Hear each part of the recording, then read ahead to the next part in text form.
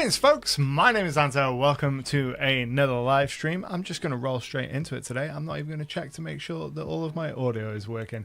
If you are new here, if this is your first time, we're going to be doing some collaborative world building this evening.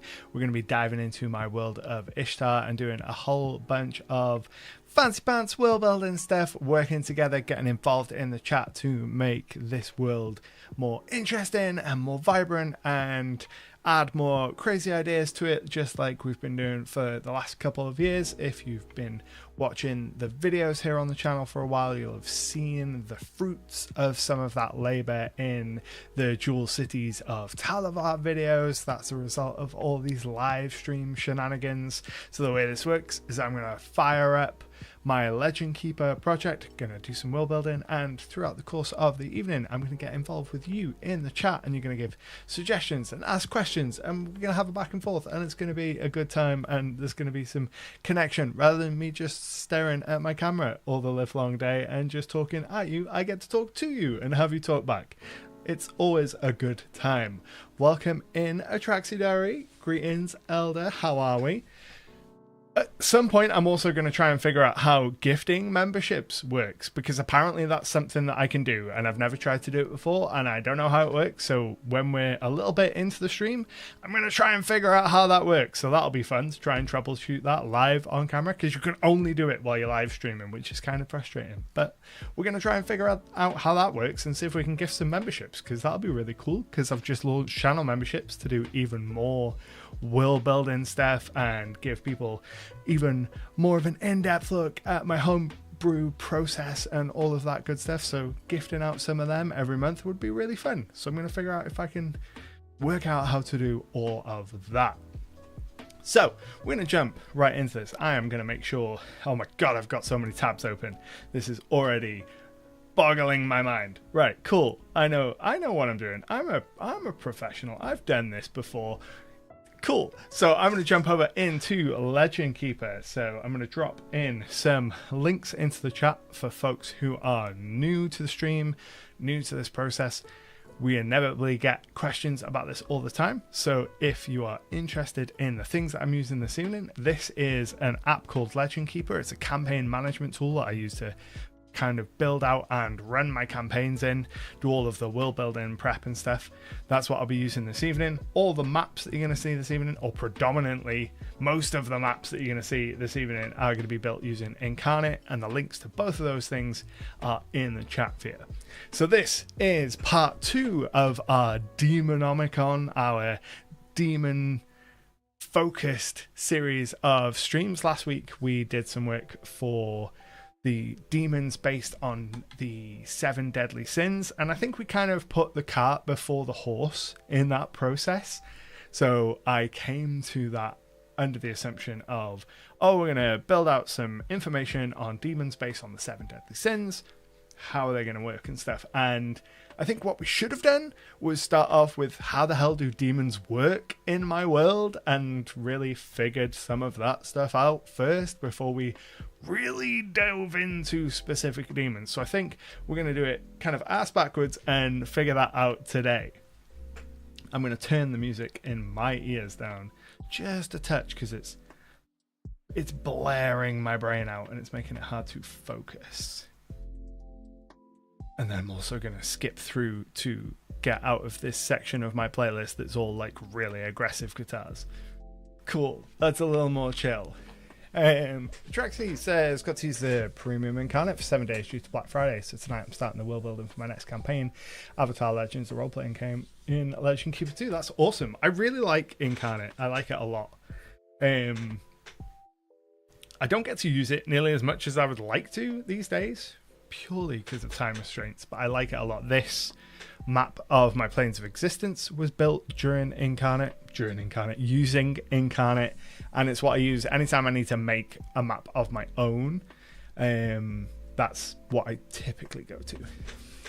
Elder says, I was curious while watching back the last stream, if you're using sins for demons, what are devils like? Do they also deal with sins, punishments for sins? How are you doing devils?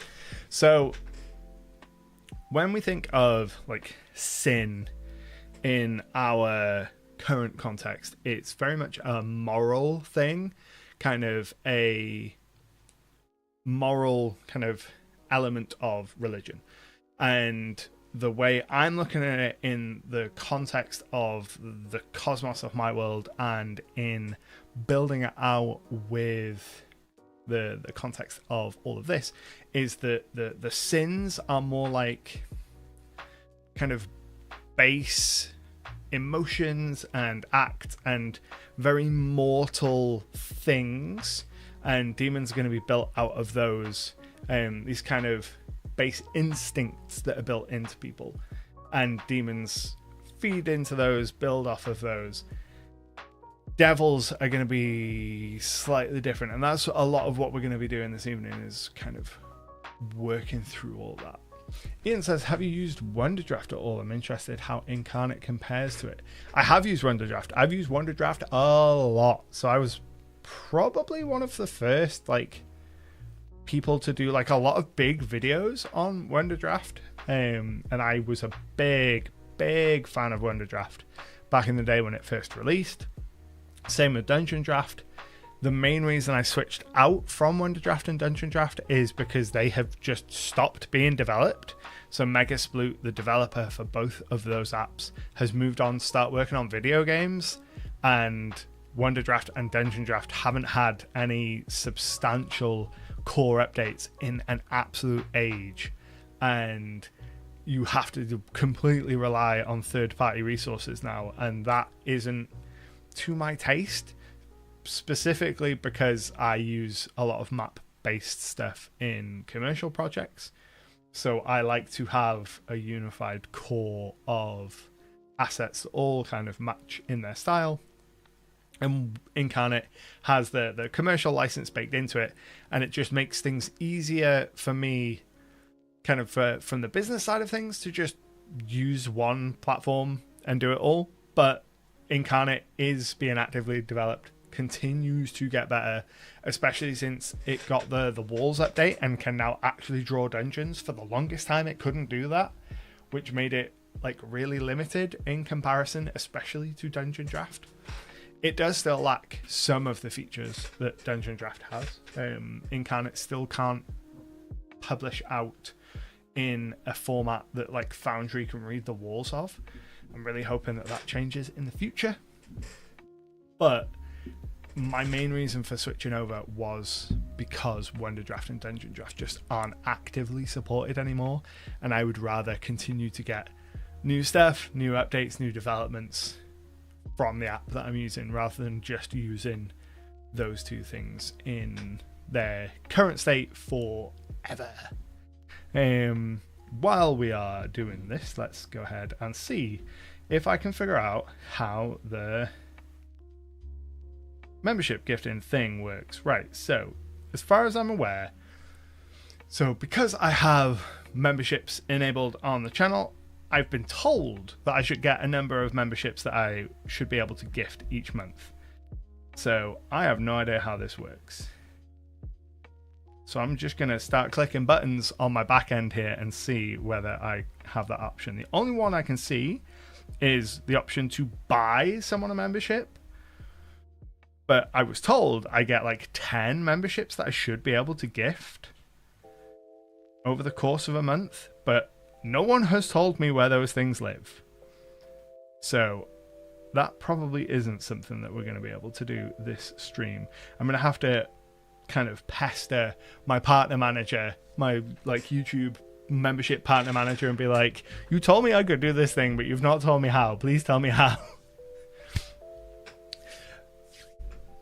Hey, Anno. Hey, Dev Walking. How are we? Welcome into the stream. You've joined us just as we're about to get started, diving into some demonic creation.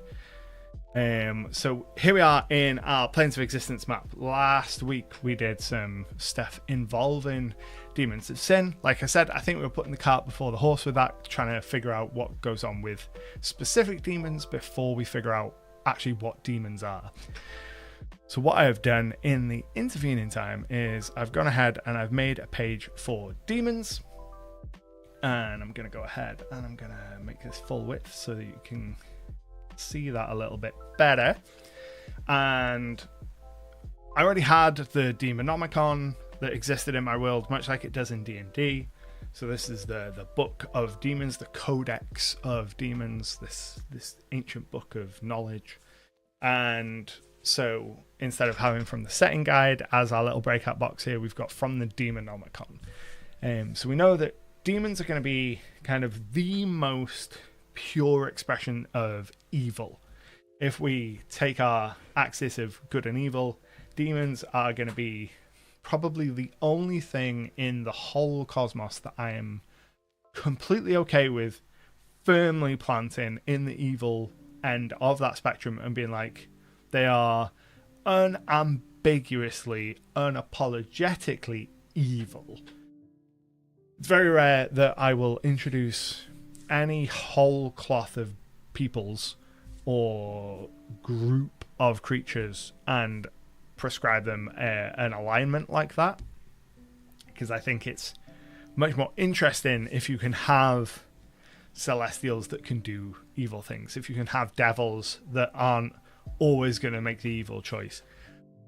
But I think for demons, the kind of core of the conflict that comes from them, the core of the drama that comes from them, is that cosmic scale of eventually, like, demons represent the kind of entropy of the universe, and eventually, if left unchecked, they would just spread through the entire cosmos like a plague and corrupt the entire cosmos. And in terms of our keywords, so I think that's probably a good place to start, is with some keywords to start thinking about where we want to go with high level design here.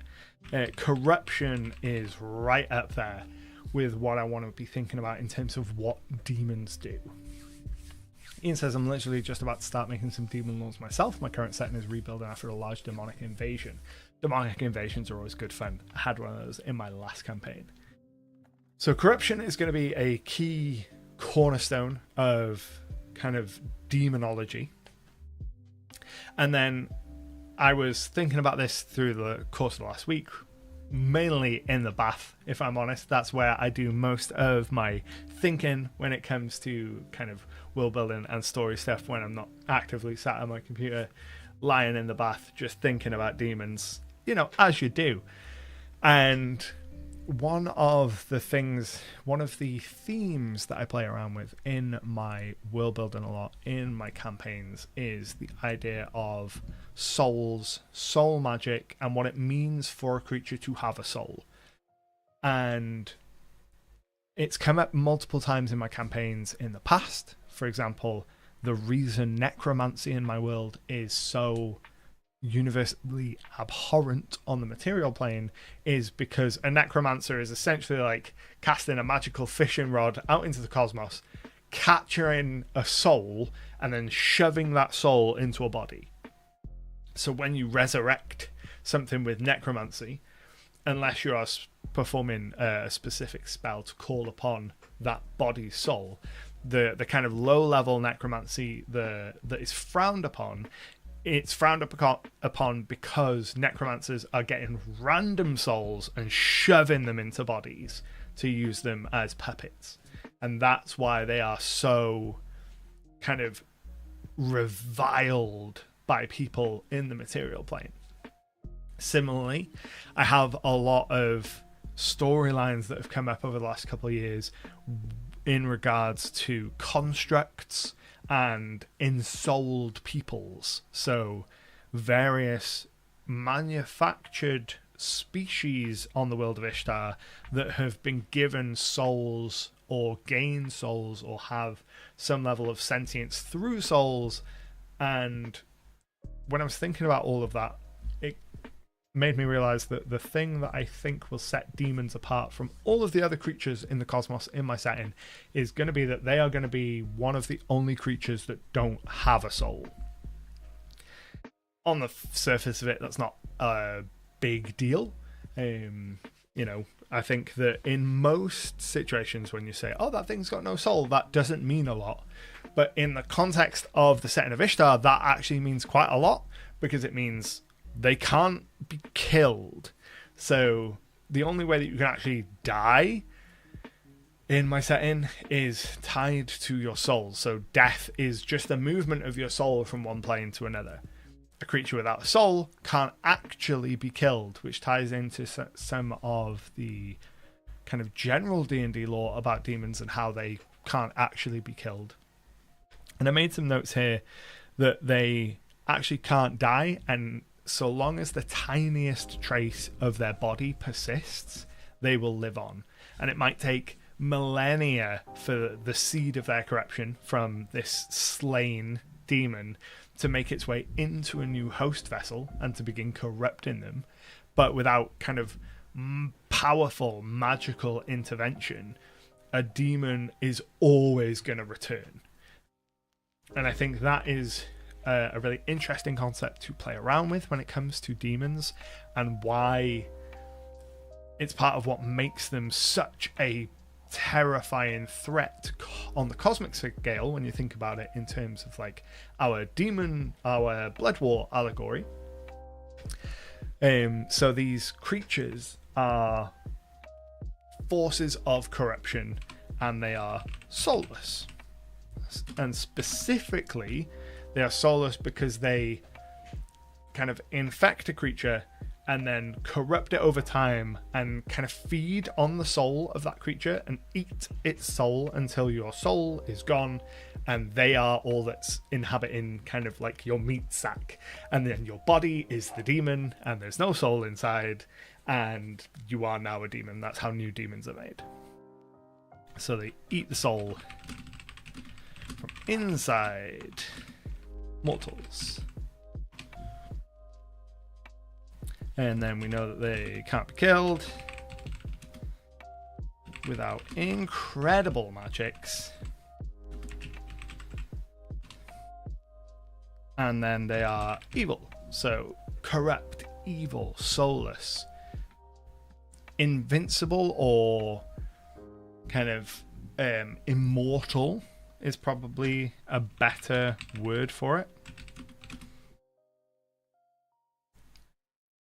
So they feed on the vices of mortals and corrupt them. And that kind of vices element, that's going to be where we get a lot of like our sins, demons, but it's also going to be where we can expand the scope of what demons can be. So any kind of core emotion, any core vice, any core trait a mortal can have that can be used in a negative way, you can get demons for. So you could get fear demons, you could get greed demons, you could get all the typical demons of the 7 deadly sins. But then we can start going broader beyond that to wider aspects of demons and start focusing in on that. And I think when we move into starting to do some specific design for demons, a lot of these sin demons might get roped together because there's a lot of crossover between some of these sins that I think by either melding them together or splitting them out into like different facets might work much better. So in terms of the demons themselves, if we open up our planes of existence, we know that they come from the plane of Verundus, which is the abyss. It's the plane of chaos, the home of demons. The current setting guide says that it is ruled by Noctis, the god of nightmare, who longs to bring endless chaos to the entire cosmos. That probably won't survive. That kind of incarnation of what the Abyss's hierarchy is probably won't survive this design process. Noctis as an entity will stay in Verundus, but him as the kind of pinnacle of the plane might not survive, and kind of bringing about an endless chaos might not, as a motivation, might not survive, depending on how things shake out in terms of the kind of anatomy of demons. So we know they're manifestations of the emotions and traits of mortals, things like greed, vengeance, jealousy, fear. They're corrupting forces of evil, almost unlike almost any other beings in the cosmos, they don't have souls. They hollow out the souls from other creatures, destroying them, turning those vessels into new demons. Greetings, swordplay and sorcery. How are we doing? Therefore, they can't truly die, and as long as the tiniest trace of them survive, as long as their bodies persist, they'll live on. So let's start with that body element. If we go, what would it be? It wouldn't be removing a demon. Let's do demon cleanup as our heading for that, and set that to H2. So we'll start with some bullet points. We know that demons can't truly die without powerful magic. If the body persists, so does the demon. May take eons, but they will re-corrupt.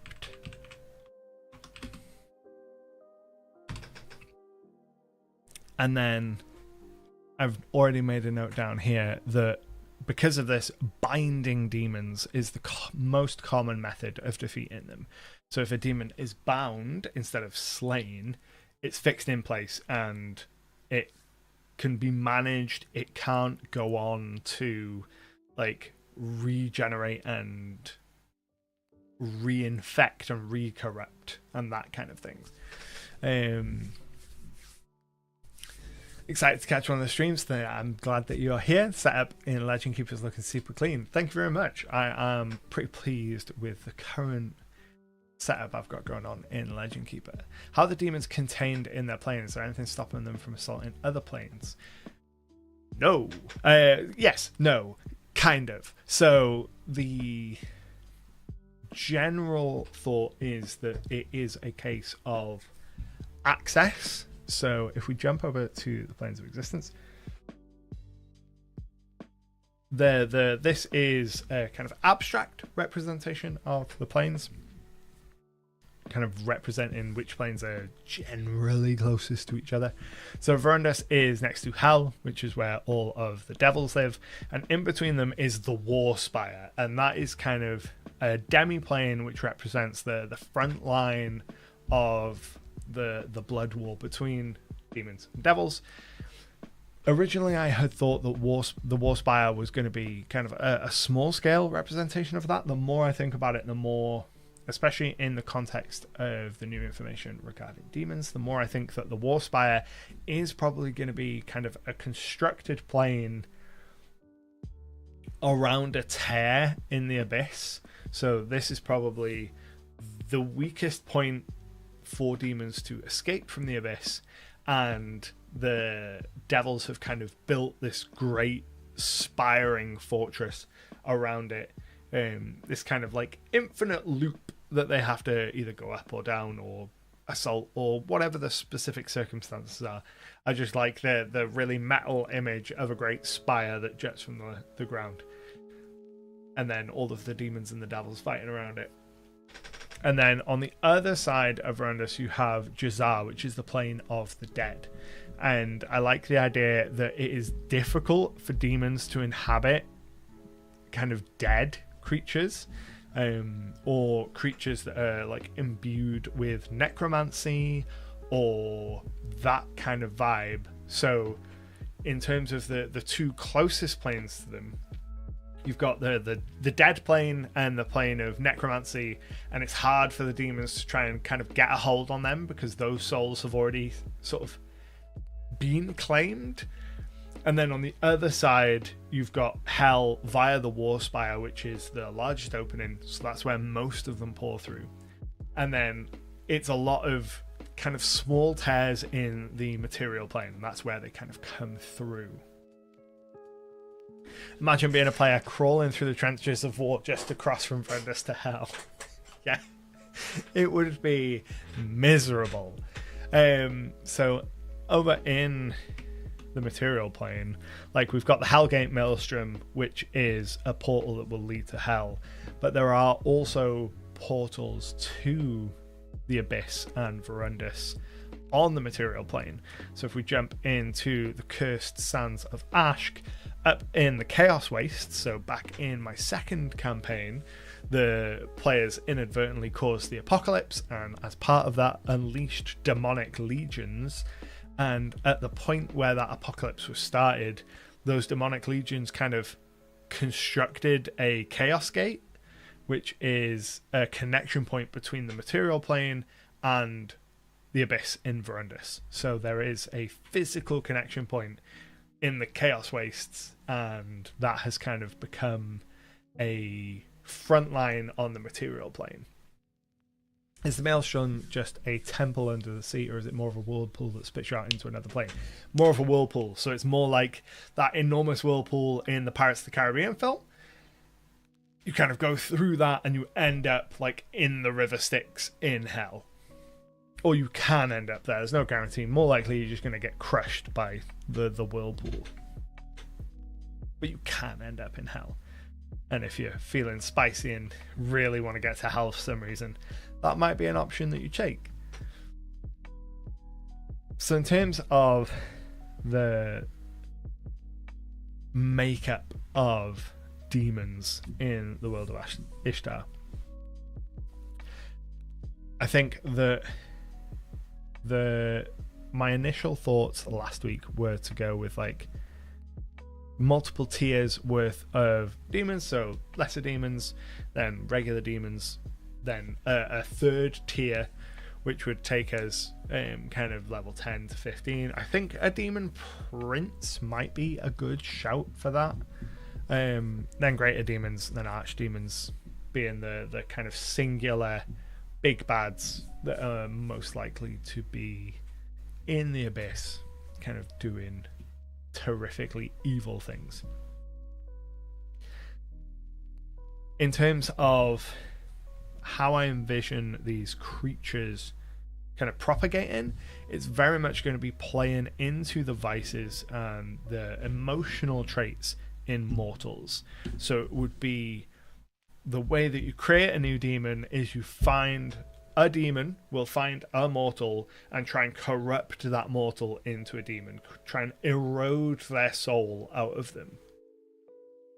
And yeah, you can just slay a mortal, you can cut them down, you can, eat them, chop them into bits, whatever, but that's not going to claim their soul. It's much more effective for the demons in their kind of long-term plan to corrupt them. So if a demon just outright kills a mortal through like a physical attack, through a spell, just in the traditional sense of a D&D death, then that mortal's soul is going to be claimed by something else within the cosmos.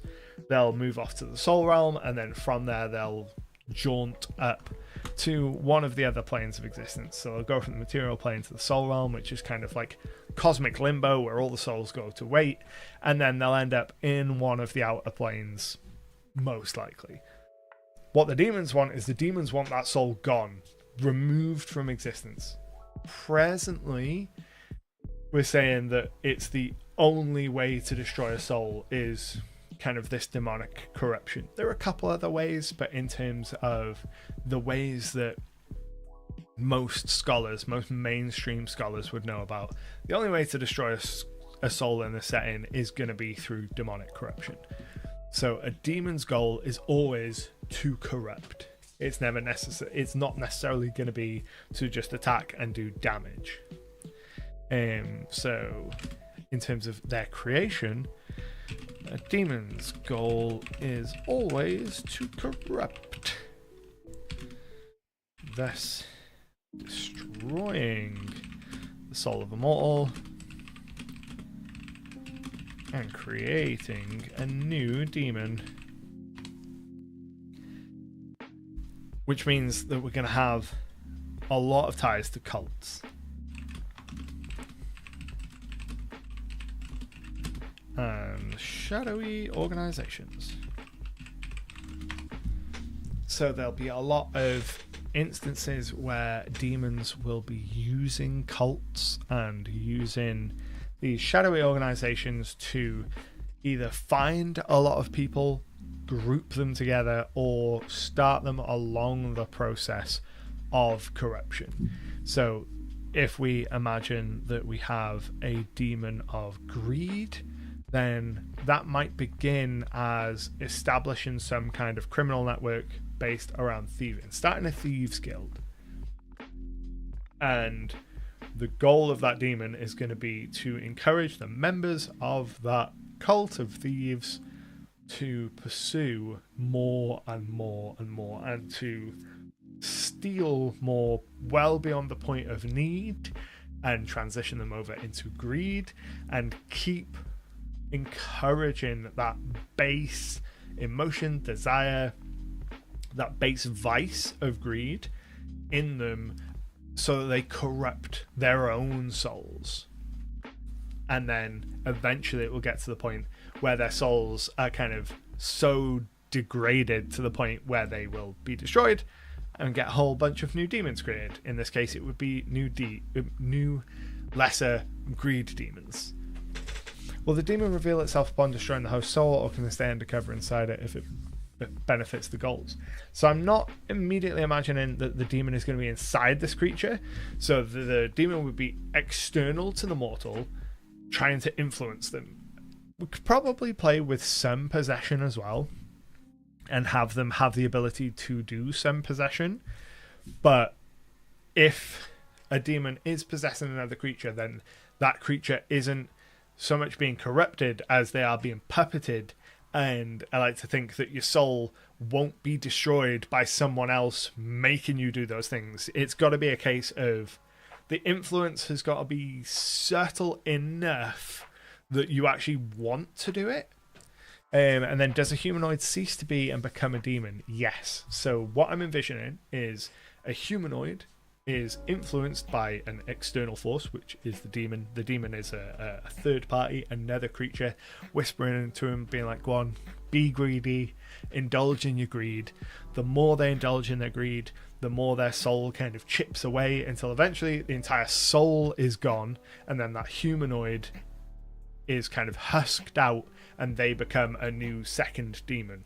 So in that specific dynamic, you'd start with one demon, one humanoid, and by the end of the process you'd have two demons. And that's how new demons kind of propagate, through the corruption of mortals specifically. I need to take the hat off, it's getting hot and itchy. Owie. And because of that, because demons don't have their own souls, and because they are destroying souls, they are both kind of spreading their own chaos and their own kind of like cosmic entropy throughout the cosmos. And they are also denying souls to the rest of the cosmos. So when I think about gods in my setting, when I think about the pantheon and kind of the upper planar beings, they're all playing for souls. So I have it so that none of them directly interfere in the material plane, or at least very, very rarely will they directly interfere in the material plane, because they all have kind of like a gentleman's agreement that if one of them goes to the material plane, then it's open season and they can all go, and then their farm of souls would be destroyed. But they will all of the gods subtly influence through cults, through churches, through other means, to try and get the soul of a mortal when they die and move on from the material plane. They want that soul to end up with them. They want to not necessarily own the soul, but they want to like claim the soul cosmically. So a demon destroying the soul means that is one less soul that a god can take power of. So it like diminishes the power of the gods. What if it was something like V and Johnny from Cyberpunk 2077? Only the possessed can see the demon, and the demon attempts to influence the person by influence. I like the V and Johnny setup in Cyberpunk, actually, that would be really cool, because as V, you can just ignore Johnny a lot of the time, but there's a lot of reasons why you wouldn't. So I like that element of it, and it could be something to consider. If you could end up with a mortal who is not necessarily possessed by a demon, but more like the demon is a parasite in them, like they are playing host to a demon, and they can choose to ignore it, and the demon will get less powerful over time, and eventually the demon will kind of like go away, but the demon will make some pretty compelling points and, you know, argue that, well, why shouldn't you skim a little off the top when you're working your waiter job? You know, your boss is taking all of the money. It's only right that you should have some of this money, and you should have more of this money, etc., etc., and so on. Welcome in, Bob. Bob says, would that might be an idea for the lowest level, but if they can convince a mortal to perform a ritual, the particular demon gets a boost in power, but the mortal who performs the ritual becomes a more powerful demon. Yeah, there'll probably be some kind of ways and means for mortals to willingly like leapfrog over lesser demons and go straight into like full-blown demons, because otherwise the only way to advance is like Pokemon style, where you start as a lesser demon and you have to evolve. But I'm imagining in most circumstances, when you husk out the soul of a creature, you're going to end up making a lesser demon, unless you're husking out the soul of a particularly powerful creature, and that might be a interesting aspect to go for it. Welcome in, Rich. We are doing some demonology and figuring out how the demons work in my homebrew setting, and I think that if that could work really well, actually, having it so that a more powerful creature, if you successfully husk it out and take out the soul, it makes a more powerful demon. That could work really well. So the more powerful the creature, more powerful the demon once its soul gets husked. Welcome in, Karth. Demons corrupt the soul, devils control the soul. I think that's a really good way of looking at it, actually. A lot of the devil element is going to be making contracts and getting people to sign over their souls, versus, you know, the devil still wants the soul and wants to use the soul in the same way that all of the pantheon will. But demons are just being like, no, I don't care about your soul, I want your body. I want to corrupt the soul out of you and then take your body and turn it into a demon. In my cosmology, the stronger the mortal is when they die, the higher their extraplanar identity when they die. There's a very high threshold for them to become a lesser deity as well. So a demonic unicorn exists then. Yeah, you could have a demonic unicorn. I'm thinking, I don't know what the criteria for powerful in this context would be. Whether it would be power in terms of like raw magical power, whether it would be like CR power, like moral piety, that kind of element. But it's one of those things where you're like, oh, well, you know, something that is CR 20 plus. If you hollow that thing's soul out, that's probably going to make a pretty baller demon.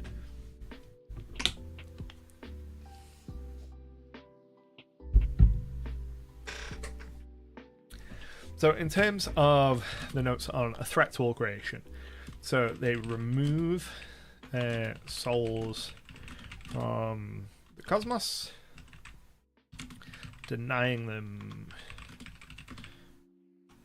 to other gods and planes. Kraken says, hi, I know I'm having serious trouble creating a homebrew pantheon. Specifically, I'm struggling to assign domains. Oh my god, I am struggling to assign domains to the deities and balance everything. Do you have any advice? Yes, let me come back to that in just a second. Elder says, do devils only gain souls from it being signed away by pacts, or is your hell also a cosmic punishment? only by pacts, I think. I'm not super down with like cosmic punishment as just a general concept. I'm much more down for like pacts and that aspect of it. Warhammer does indeed have a great standard for demons and chaos, and a lot of, certainly in terms of like the tiers, lesser demons, greater demons, demon princes, a lot of that's going to come from Warhammer inspiration. A lot of the visual aesthetics specifically for things like lust demons, wrath demons, glutton demons is going to come from the 4 chaos gods. Warhammer will be I think it's impossible to do fantasy demons and not pull Warhammer inspiration because they're just so pervasive. Circling back around to Kraken and the Pantheon question, struggling to assign domains to the deities and balance everything. So that's like a two-parter. We're going to go with balance first of all. I'm going to assume when you say balance everything, you mean that the domains are split in a balanced way across the deities rather than like a mechanical balance, because I don't think you need to have a mechanical balance when it comes to Pantheon, because it's so beyond the realm of mortal ken that just don't worry about it. The players are probably never even going to interact with like mechanically dealing with gods, so don't worry about the balance of that. But in terms of spreading out the domains, my biggest advice is start really small. Like, you will probably have a god of the sun, because the sun in most settings shines every day. And there will probably be some god associated with healing, and reasonably some god associated with the sea. Those 3 gods, and maybe a god associated with like grains and harvest. Those 3 or 4 will get you a lot of mileage in kind of a standard campaign where you don't have someone that is really into pantheons, piety, deities, and the whole kind of religious pillar of character creation and character design. So if your players aren't interested in playing clerics, then all you really need to do is just occasionally mention that this NPC is a worshipper of this particular god, as evidenced by the fact that they're doing this particular ritual. So, for example, in my campaigns, there is Sedna, the Tempest, who is the goddess of the storm and the oceans. And quite often, if you are traveling on a vessel on the open water, there will be a small shrine to Sedna, and the sailors will kind of pray to Sedna for fair winds and safe passage while they're on the sea. Just a small little detail that you can give to imply that there is kind of like a cosmological base, like a religious base under the surface of the world. But unless the players are going to latch onto it and interact with it, you really don't need to go super in depth with it. Like, I have so many details in my Pantheon that my players have never interacted with. It's been really useful when it comes to building out other elements to be able to reference those things, but it's absolutely not necessary. If there are demon princes, that implies demons have a monarchy. Chess-themed ranks would be cool. Chess-themed ranks would be cool. Like, demonic bishops. I like demonic bishops quite a lot, actually. Let's go back into the demons page and make a little note here.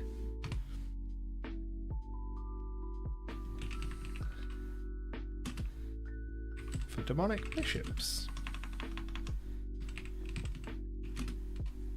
We've already hit the point of the night where I've lost the ability to type and to speak and to read, apparently. It's too early for that. It's too early to lose all abilities. So they remove threat to all creation. They remove souls from the cosmos, denying them to other gods and planes. each new demon is an immortal asterisk threat to all of creation. So the idea I have is that kind of demons are really hard to make. They are really slow to kind of spread, and it's kind of an avalanche effect. So if you have a demonic incursion in an area, there will probably be like a century of build-up before there is a real kickoff to that. And that is highlighted if we jump over to the Jewel Cities. We have a city within the Jewel Cities where there has been a demonic incursion in the city of Mornburg. So this is a city inspired by Mordheim in Warhammer, where there was a demonic cult dedicated to Mendax the Defiler, one of the heralds of Pravis, the god of corruption. He had kind of infiltrated the city, began to spread cults, and was starting to kind of like offer power to people in exchange for like physical mutations. So very Nurgle in its visual theming. So these cultists would come to Mendax, and Mendax would say, "What is it that you want?" And they'd say, "Oh, I want more riches." And Mendax would say, "I will give you more riches, but you must sacrifice your arm." And they'd get a tentacle arm, and they had to willingly accept corruption into them to further. He happened to be a greed demon. So he was feeding into their various greeds, and their payment was to accept corruption. And over the course of time, he was able to corrupt a good section of the city, take on multiple kind of cult cells throughout the city, began a rebellion. And the effects of that are still being felt in Mornburg to this day. Many years later, there are still kind of traces of the battles that took place there, and somewhere out in the Forest of Spikes, that is where Mendax was supposedly kind of killed. But as we know, you can't kill a demon without kind of super powerful magic. You can only bind them or trap them, and the Silver Lancers, which is a free company that operate within this region of the world, they used their artifact, the Silver Lance, to drive through Mendax, kind of like pinning the creature into one of the trees in the forest, binding them in place, and they now live within the Forest of Spikes, still bound there. So Mendax had like corrupted the captain of the Silver Lancers, and kind of that V Johnny, that kind of Venom symbiote element of it kind of taking on into the captain, and is now bound within the forest. May need to do a little bit of reworking in this to kind of line up with what we now know about demons in the world, but the general kind of overarching vibe of there is a demon bound here, it is not dead, it cannot die. If it gets free, it's really bad news. But we have the additional context of why it's really bad news. Because it can't be killed. Because it will go on to corrupt souls, take them out of the kind of soul pool cosmically, and add to the army of chaos. And then, so each new demon is immortal, asterisk, threat to all creation. Let's have a look at some spells and see whether there's anything that jimmies my jams about spells that could potentially deal with demons. So I want to look at cleric spells specifically. I'm going to start with cleric from both, and we want 9th, 8th and 7th level spells. I'm not interested in anything lower level than those. And we'll see, starting by sorting out the spells by level, and we'll see what kind of magic could potentially wipe out a demon. Kraken says, thanks for the advice. If I ask, how long have you been working on this world? So the world of Istar as a whole, I've been working on for, I'll say like 8 years now. So the wider world, it started out as just Valeroth, which was just this one kind of isolated land, nothing else beyond it. And then over the course of that first campaign, I started working on rough land masses for the whole world, and the whole world's kind of landmass has changed so many times. This is probably the final version, but most of the time when I refer to this map, this is the map of the known world, and the backside of this map, because it is on the version I have in my design software, set up to be wrapped into a globe. Like, there's one whole half of the world that is wholly water, and that's very intentional because I have left scope within the endless ocean for myself or others in the future to come in and add like an entire world's worth of information to this world in the future. In terms of the dual cities, which is the region that my current campaign is taking place in, and the one that's got like the 600 plus pins in it, we started working on that in the summer of 2022 in live streams. So like June, July-ish.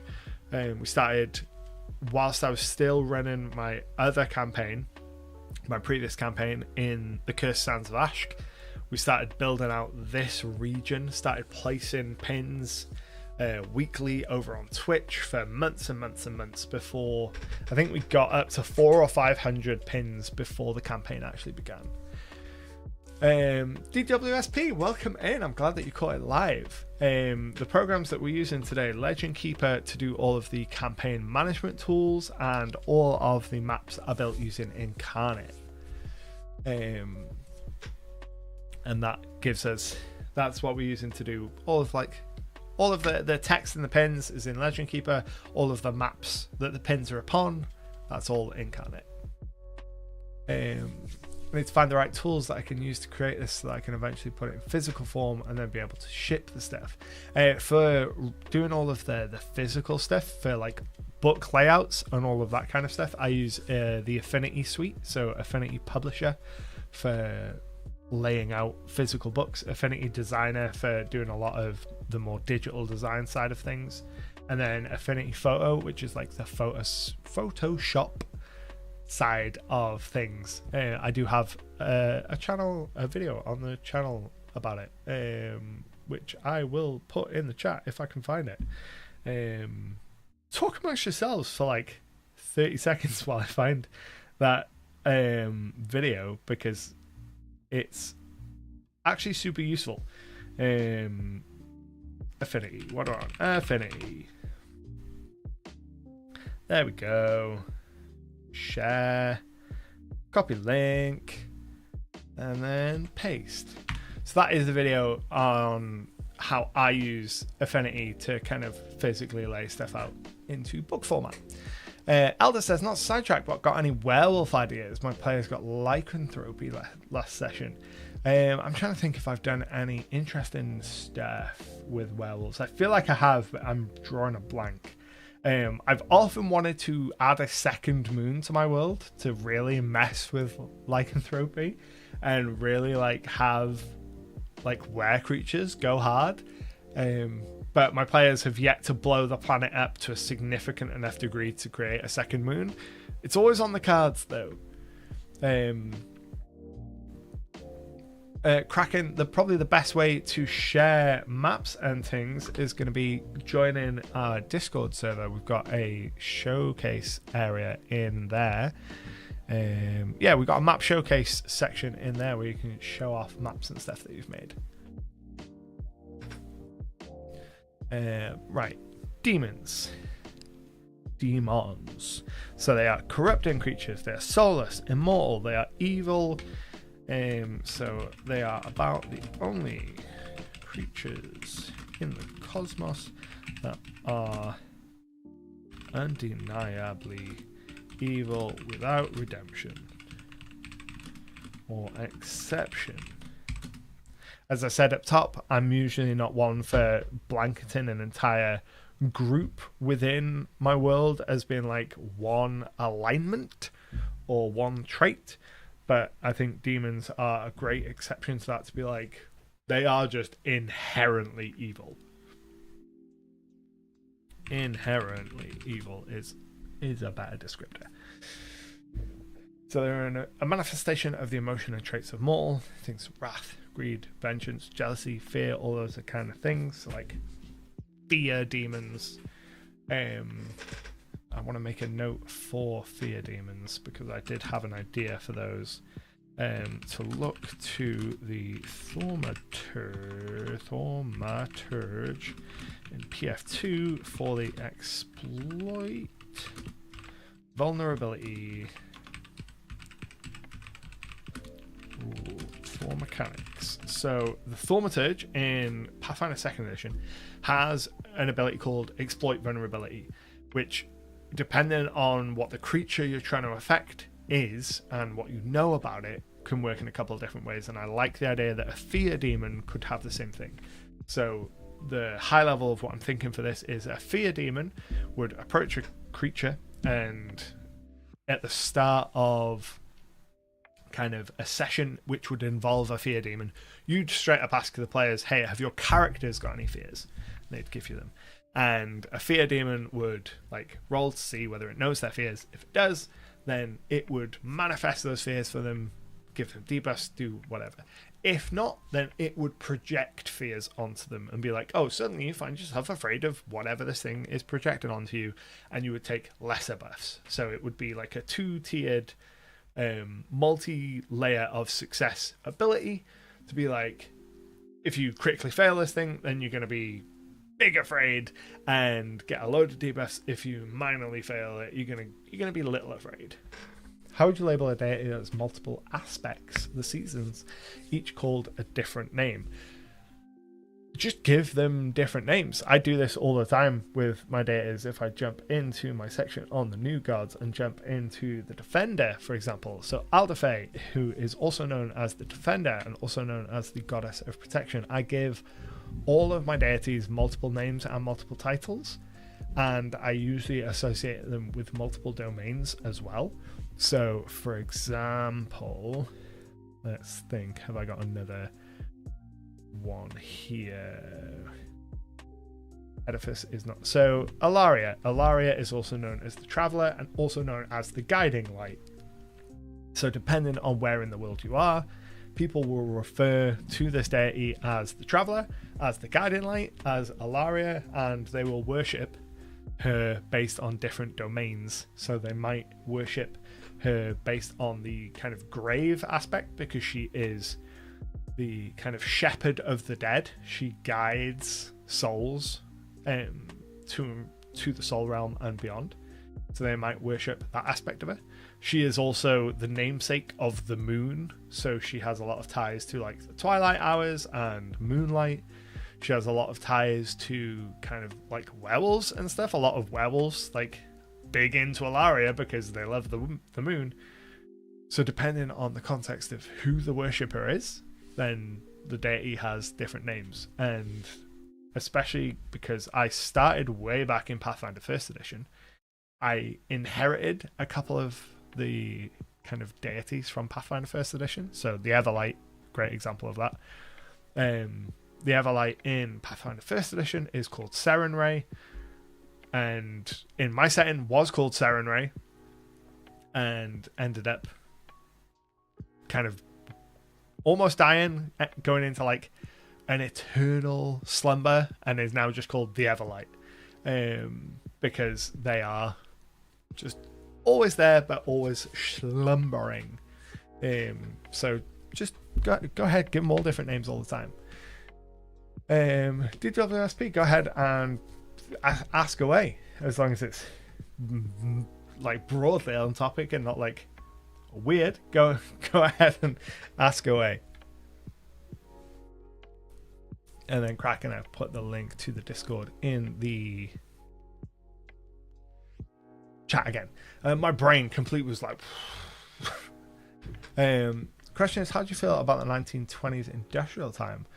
With half of a continent that's technophobe, like medieval, faction similar to the vibes of things. I need to read that again without trying to also read it out at the same time.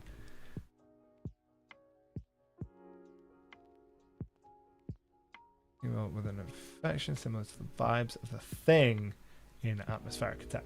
It was the Thing.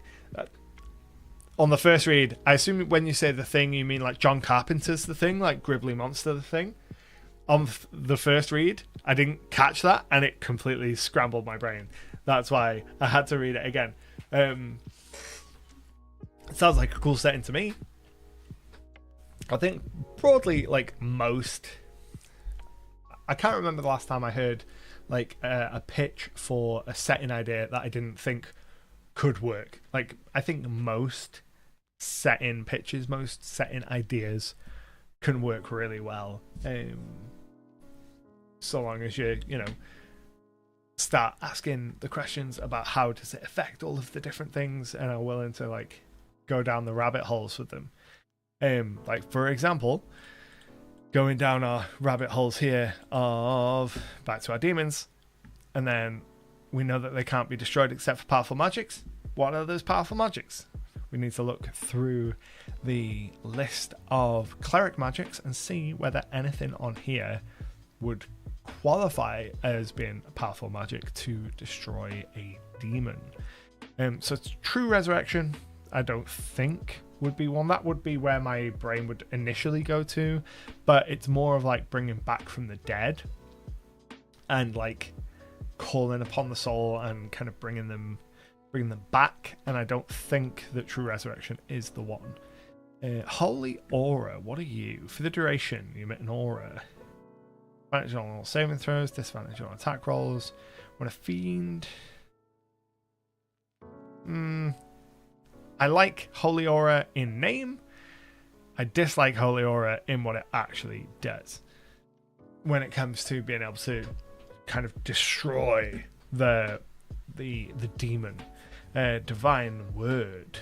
So Divine Word is actually baller. You are a word imbued with power from the upper planes. Each creature of your choice must make a charisma saving throw. On a failed save, a target that has 50 hit points or fewer suffers an effect based on its current hit points as shown in the Divine Word effects table. Regardless of its hit points, a fiend target that fails the save is forced back to its plane of origin if it isn't there already, and can't return to the plane for 24 hours or by any means short of a wish spell. Divine Word is really cool. I like Divine Word a lot because one of the options is the target dies. So I think Divine Word might be one of our few like demon killers. So on demonic creation, so on demonic slaying, on demon slaying. And then we'll make a note of some things that will actually kill demons. Some spells will actually kill a demon. And one of them is going to be Divine Word.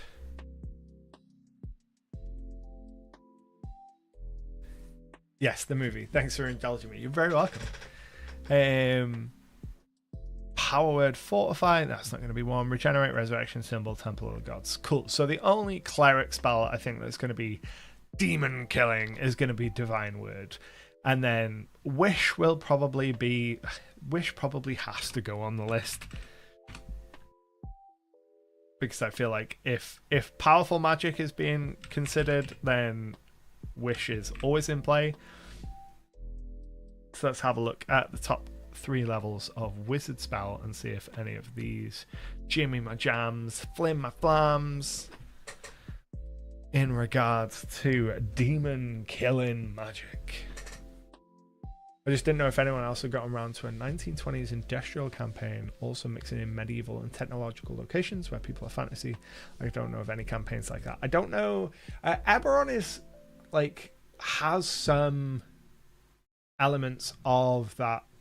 It's got kind of steampunky vibes and like trains and some elements of that. In terms of broader literature and fantasy, I think an excellent source of inspiration for that is the Mistborn series of novels from Brandon Sanderson. The first 3 books are firmly set in a medieval allegory, and then the next 4 books jump forward in time to sort of late 1800s, early 1900s, sort of start of the technological revolution, Wild West theme. And you get to see how a world of magic advances into a world of technology. And I found those really interesting from a world building perspective, to see that shift to go from a medieval allegory world of magic into a more contemporary modern industrial revolution world of magic, where there are guns and trains and airships and things like that. When you've seen the prehistory of it, very, very interesting. So, our spells. Sunburst. I need to look at Sunburst. Sunburst was on the list, but I dismissed it. Sunburst. Let's see whether... Yeah, search is working today. It wasn't working last week. Brilliant. Sunlight flashes in a 60-foot radius. Constitution saving throw. Blind. Creature blinded. No, it's too just band damage blinded. Doesn't feel like enough. So gate imprisonment. Target is entombed beneath the earth in a hollow globe of magical force that is large enough nothing can pass in or out. Imprisonment is a hella cool spell. Probably not something that you would use to kill the demon, but it's very cool. Power word kill is probably just a solid choice. It's a power word. If power word kill doesn't kill something, what are we even doing here?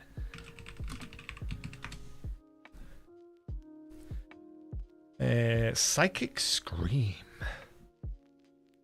These things don't have souls. I don't know how much they're going to be affected by psychic things. Each target, a bunch of damage, successful save, stunned. Nah.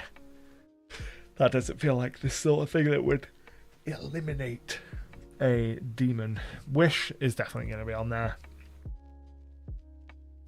Befuddlement, no. Dominate, feeble mind, illusionary, no. Oh, there's Sunburst. Telepathy, create mutagen, crown of stars. I think Etherealness, finger of death. I think finger of death probably isn't the one, because it has the specific zombie rider. True polymorph, that's a good shout. True polymorph just changes the thing into another thing, doesn't it? Where's it living? True polymorph. Creature into a creature, into another kind of creature.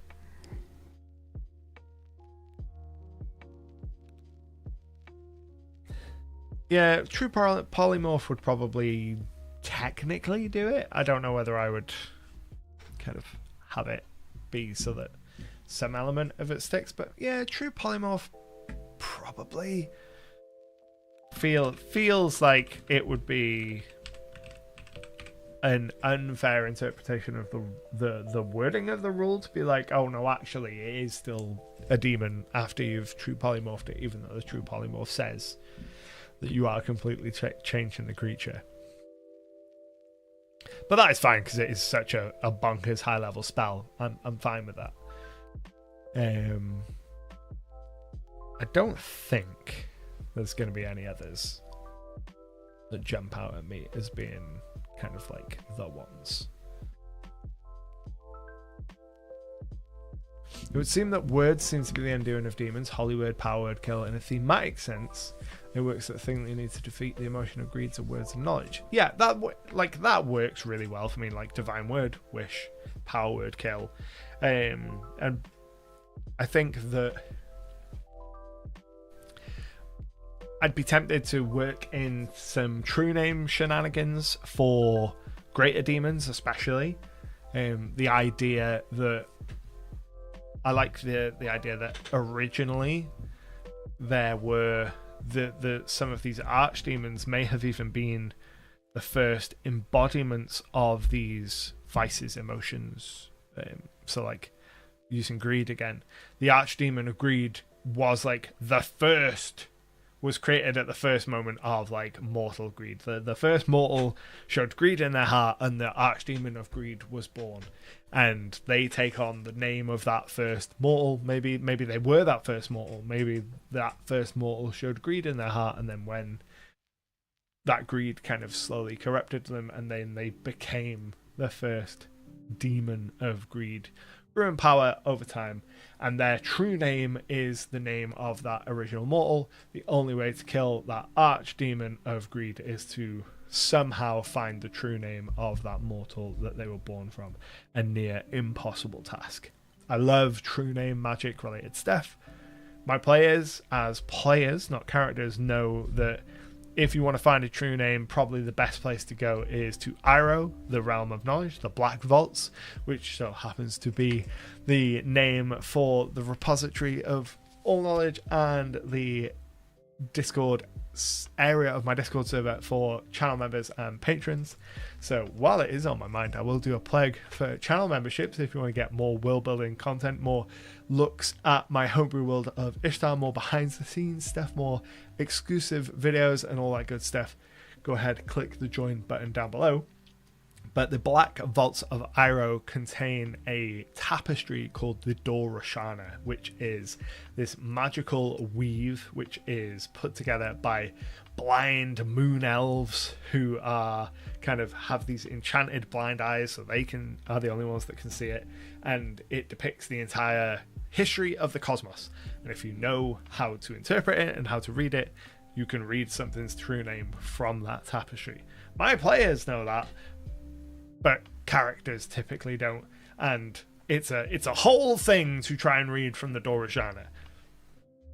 So I like the idea of archdemons having kind of true name based shenanigans. So let's make a note of that. Can only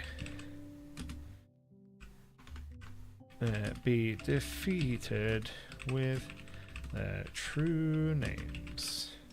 And then on demonic creation, archdemons were born from the first mortals who showed those vices. The first, e.g., the first mortal that was greedy.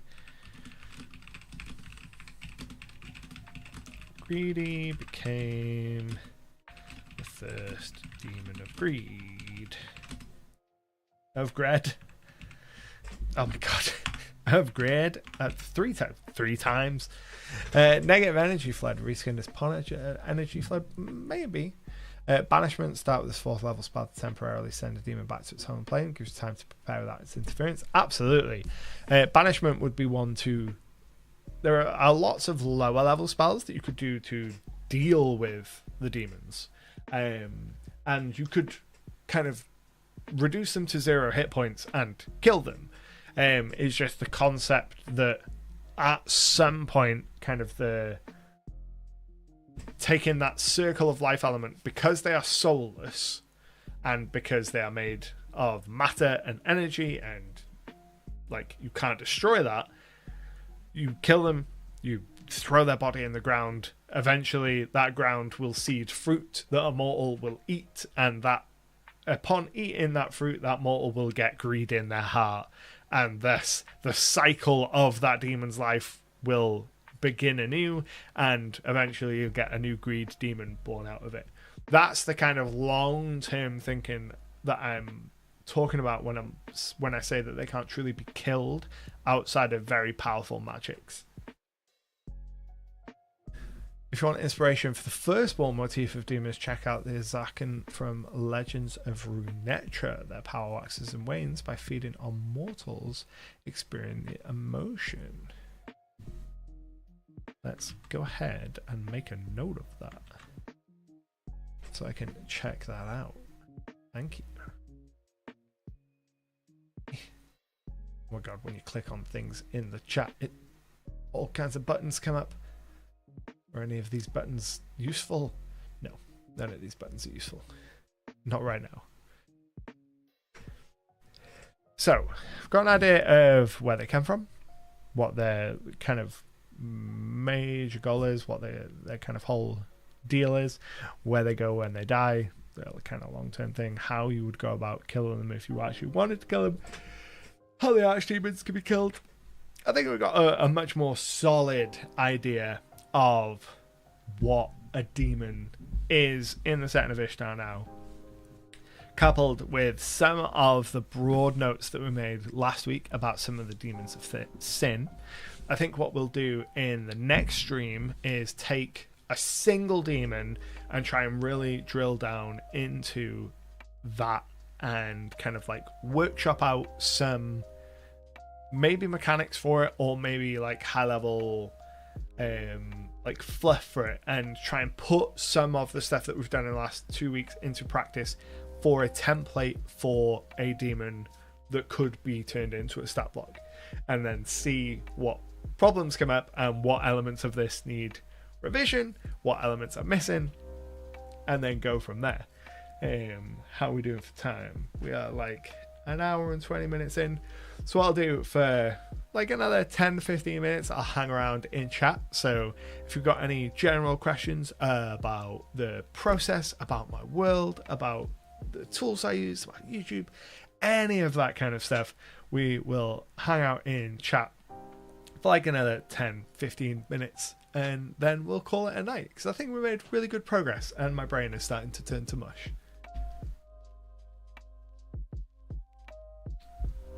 As we always do at the end of the streams, while you're thinking of things to post down in the chat, I'm going to press a bunch of buttons and give you a bunch of links for where to find me across the internet. So as I said, you can join me over on my Discord server, where you can chat with other TTRPG enthusiasts.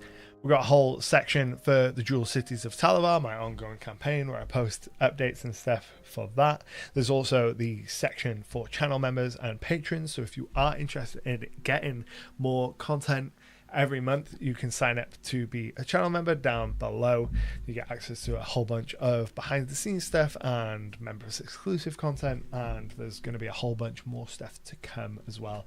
Really early days with the channel memberships. I'm going to be bringing back kind of the video diaries of what's going on in my campaigns, as well as a whole bunch of other like homebrew and really noodly world building stuff that just is impossible for me to like package in a way that the algorithm would like, because some really noodly topics are like genuinely very valuable if you're a dungeon master or a writer or you do world building stuff, but how you convey that topic in a nice discreet little package that the YouTube algorithm can serve to people and it actually not just be dead on arrival, really hard to do. You can also find me over on Patreon, where I put out a magazine called SIDEQUEST every month, and you can get a whole bunch of 5th edition related material in that. Currently taking a little break of completely brain fired then. Currently taking a little break with SideQuest over the holiday period, just so I can rest and recharge. I've spent the last like 3 Christmases super poorly and I don't want to do that again. But there is hundreds of pages of material there for you to go and check out as well. Like I said, this evening we've been using Legend Keeper to do all of this campaign prep, and all of the maps were built using Incarnate. I have videos to both of those pieces of software on the channel here, and then if you just want to check out all of the other things that I do, you find them all on DriveThruRPG, which is linked as well. Let's have a look. DWSP says Planar Binding. Planar Binding is a really cool spell to use with extra planar creatures. I've had a lot of fun with Planar Binding in previous campaigns. In my first campaign, I think the players used Planar Binding a combination of playing a binding and just true grit and determination to bind a devil, present the devil with a contract, and convince the devil to sign the contract and join forces with them. Because like a bunch of the players were away on holiday and there was only 2 of them available for a session, and they wanted to go and like assault an enemy fortress, and they're like, we don't have the manpower for this, but we do have this like summon like devil option, playing a binding. I've written up a contract, I know some legalese, we can try and summon a devil to fight alongside us, and it worked, and it was really, really cool. Interesting demon's plot point: instead of explicitly making deals, some demons might create some organization businesses that encourage the emotion they spawned from greed, creating a bank, etc.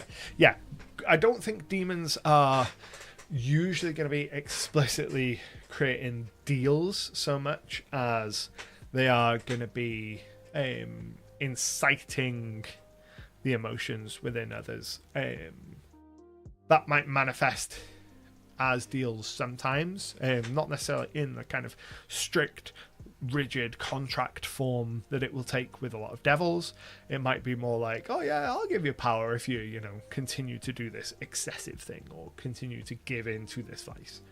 But a lot of the time it is going to be encouragement of another creature. It's going to be that like corruption by proxy versus a devil, which is going to be much more like, here, sign on the dotted line.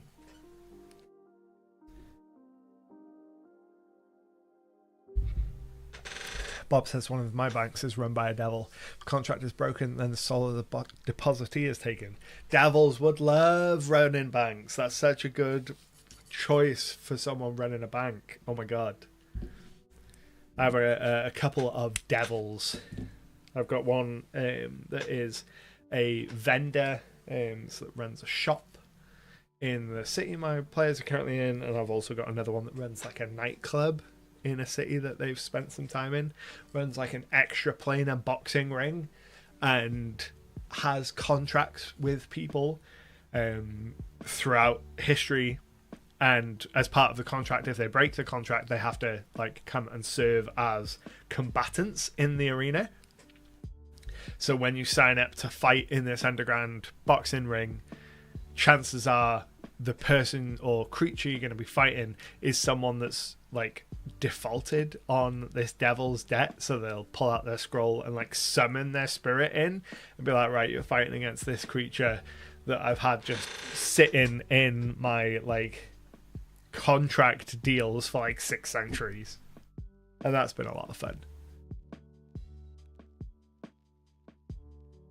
So if anyone's got any other questions, comments, anything like that, throw them in the chat, because we're going to call it a night here in just a couple of minutes.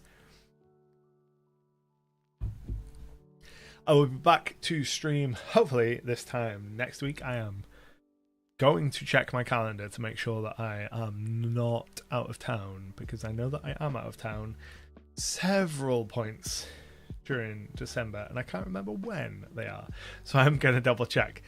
Cool. No, I am in town next week. So yeah, my intention is to be here, same bat time, same bat channel, 8 o'clock UK time next Tuesday for another one of these streams. Elder says, any thoughts on Yugoloths?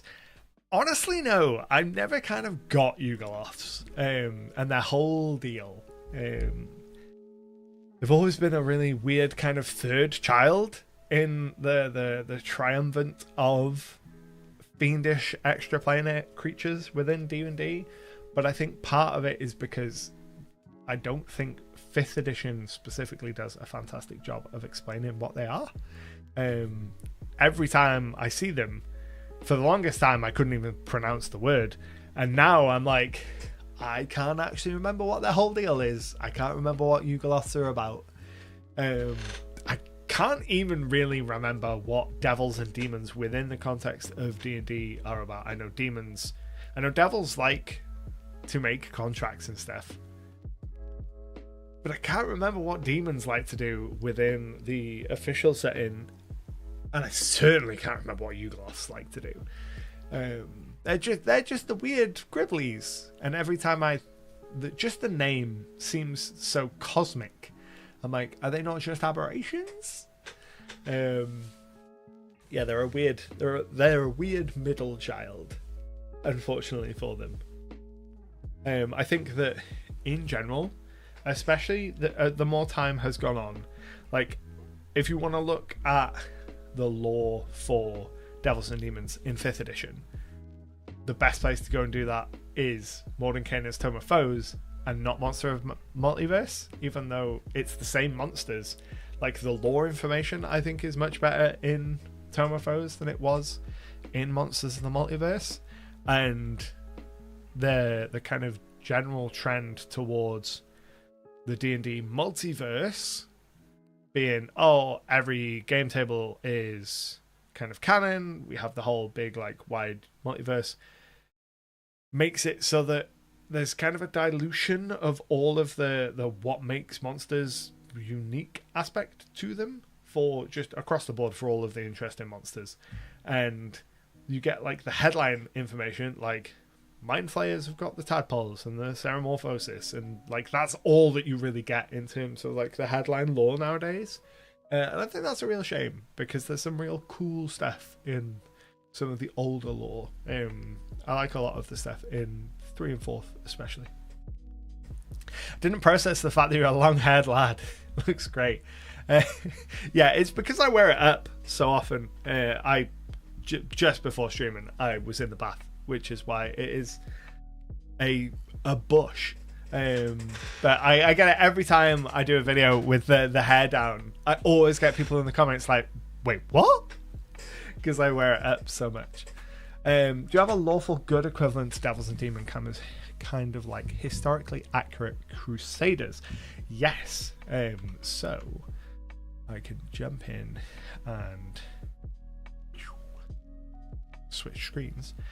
So that's the wrong one. So Aldafe the Defender, who is the goddess of protection in my setting, is a lawful good deity, and her kind of holy order is Aldafe's Templars, and they are very much like the crusading zealots.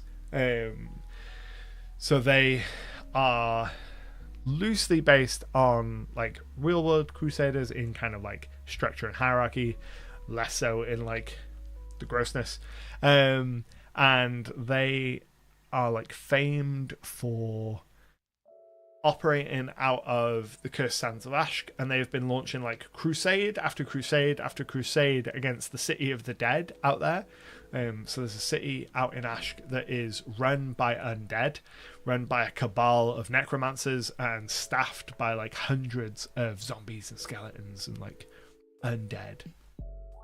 And the Templars are constantly like, this City of the Dead is an abomination, and they keep making crusades out into the desert to try and get rid of it. But they require food and water and have to travel hundreds of miles through the desert to try and conquer the city, and always arrive to find a kind of defending force of undead creatures that know no pain and know no fear, and they just keep getting their asses kicked and getting beaten back. And that's kind of like the defining thing about the Templars as far as my players are concerned, because our last campaign was in the Cursed Sands, and they, during the course of the campaign, the Templars launched, I want to say their 13th crusade, much like Abaddon in 40k. They launched their 13th crusade against the City of the Dead, and the players actually got involved in that at one point. One of the players like summoned a tsunami of water to like flood the city, and they like did a bunch of major image stuff to kind of create distractions, and then like teleported in and went down inside this great ziggurat to go and fight one of the gribbly monsters that they were there to fight. Lots of cool imagery around that. But they're probably the most kind of like archetypal lawful good crusaders that exist within the setting.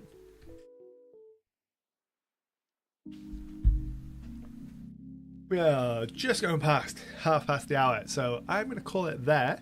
I hope that you've enjoyed hanging out with me this evening. Thank you all for getting involved in the chat and asking your questions and all of that good stuff. Is the city evil or just undead being unclean to the Crusaders? The city's not inherently evil, it's just that lawful good being like stringent in their beliefs kind of thing. I say not inherently evil, but I have also explained how when you kind of put the spirit of something into another creature, you're ripping a soul out from its resting place and shoving it inside of a body, and so maybe they are kind of evil. Welcome in, Jess. You've arrived just as I'm ending. So yeah, we will hair in my face. We will do this same bat time, same bat channel next week, 8 o'clock Tuesday. Thank you all for hanging out. I hope you've enjoyed it. I hope you found it inspiring and useful for all of your own world building and stuff.